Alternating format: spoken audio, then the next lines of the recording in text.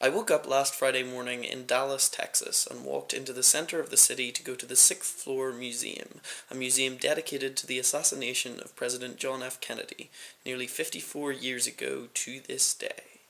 The museum doesn't allow photography, so all I got was one sneaky picture from a sixth floor window. But afterwards, as I stood in Dealey Plaza surveying what is effectively the crime scene, I couldn't help but thinking about how a majority of Americans have, for the past 54 years and to this day, refused to believe that Lee Harvey Oswald killed the president acting alone, despite all forensic and physical evidence finding no conspiracy and just the actions of a single person.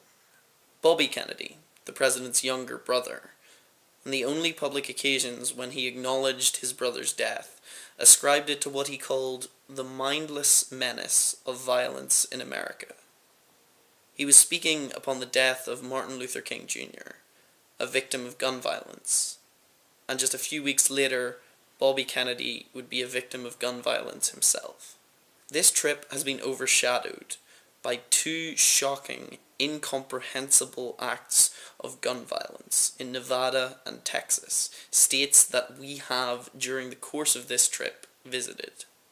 And as I stood there in Dealey Plaza, all I could think about was that this particular act of violence, the one that I had just been at a museum commemorating, an act committed by an angry young man who felt he had nothing left to lose, who felt disillusioned from a society that he felt had nothing to offer him.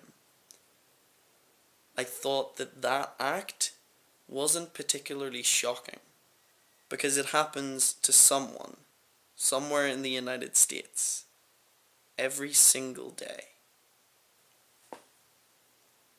Thanks for watching. DFTBA.